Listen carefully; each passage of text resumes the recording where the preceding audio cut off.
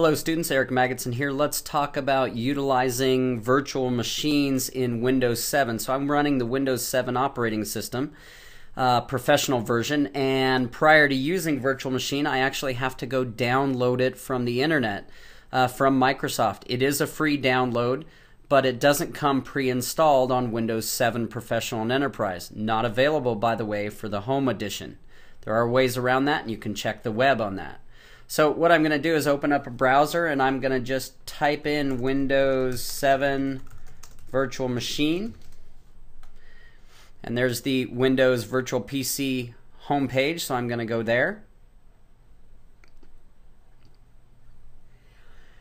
It asked me to get XP mode and the Windows Virtual PC. So again, a free download is to have an XP virtual machine so that I can run my old XP compatible applications in this virtual PC mode. So I'm going to click there.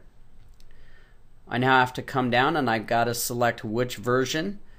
So Home Premium is now listed. That's surprising. Here's Professional. I've got Professional 32-bit. I want the English language. And now I'm going to follow the process of getting the email instructions or printing the instructions on how to do this. I need to download the XP mode. That's basically the virtual machine first. It's going to put it into default folder on my computer where it knows where to find it. I then have to download the virtual PC. And if I haven't run Windows 7 Service Pack 1, there's an update that I need to run as well for XP mode. So once I've done that, which I've done on my computer, I'm going to come into the Start menu and I'm going to just start typing Virtual PC. It's going to bring up Virtual PC and I'm going to open it. Basically all this is a folder on my computer. In eMagidson, there's a Virtual Machines folder. Now, if I wanted to create a new virtual machine, this is where I could do it. So if I wanted to download, say, Ubuntu and run it in a virtual machine environment, I could, so that I can test it without affecting or needing to dual boot. In this case, for our class, I've given you a folder that has the zipped files in it for each virtual PC that you need. You're going to unzip those as I've done here. And once I've installed that, it tends to be just as easy as to click on the VMC that you were given. So in this case, I would click on the VMC. It's going to open up and start that virtual machine.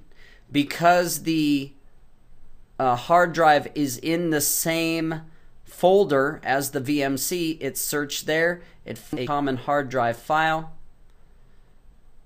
and it opened the virtual machine. If that wasn't the case, that it doesn't open automatically, I'm going to minimize that, then I could come into the virtual machines, tell it to create a virtual machine, give it a name, in this case Instructor01.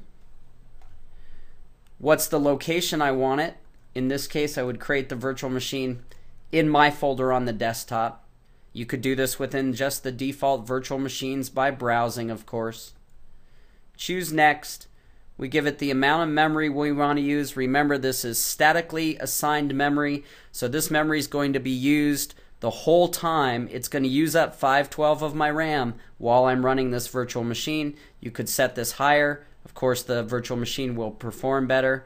I can use network connections. Remember, in our case, we're going to make it local only. I can choose, we can make it local only later, or I could choose to unclick that.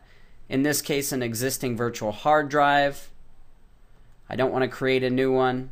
I would browse to the folder that contains the virtual hard drive, in this case on my desktop. Looking for CIS 279NI virtual machines. Choose the virtual hard drive, in this case Instructor. Choose Create, and it would create. Now the reason I'm not creating is because by double clicking on the VMC, I was already able to open up and run the virtual machine. It really is that easy to install virtual machines on Windows 7 Professional and on the other versions and run them. I'm going to go ahead and forcefully shut down my virtual machine,